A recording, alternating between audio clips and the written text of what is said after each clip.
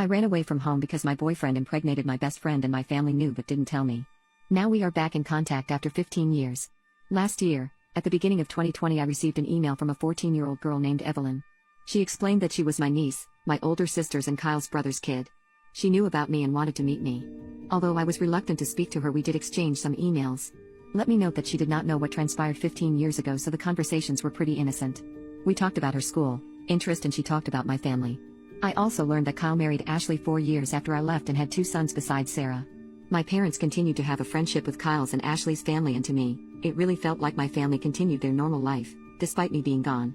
She tried to talk to me about what happened, but I didn't really think it was my place to explain things to her, so I simply said that relationships change and things happen in life that make us go our separate ways.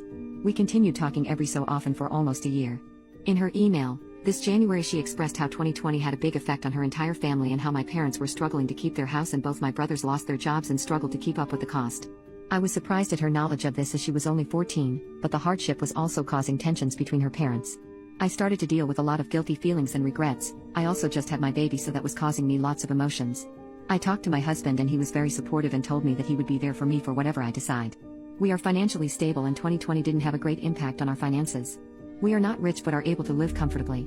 After learning some more details and talking with Dean, we decided to help my parents with their house. A week ago we flew back to my home state. I saw my family for the first time in 15 years. I had so many emotions, regrets, pains from the past, feelings of betrayal. My parents were relieved to see me. It was just such a weird day. We had a lengthy conversation and agreed to try and have some sort of cordial relationship. It's been so long and I am very awkward with them. Sometimes they feel like strangers. Dean and I spent a week there and we continued to have a conversation, and I truly believed that we were on a path to having a friendly, yet distant relationship. But then my mom started insisting I have a sit-down conversation with Kyle and Ashley. She explained that she wants to go back to the way things were.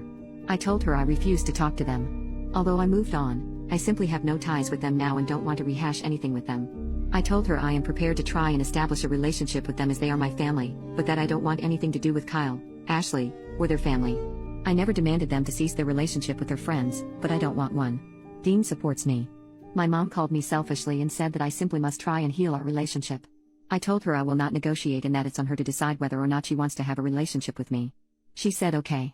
But 2 days later I received a phone call from Kyle's mom, even though I did not give her my number, and she demanded, I talk with Kyle and Ashley as my return caused tensions in their relationship and their emotional health.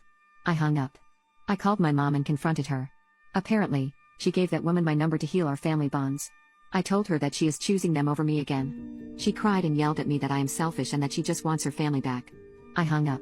It's been days since I spoke to any of them, although my mom and Kyle's mom keep on calling.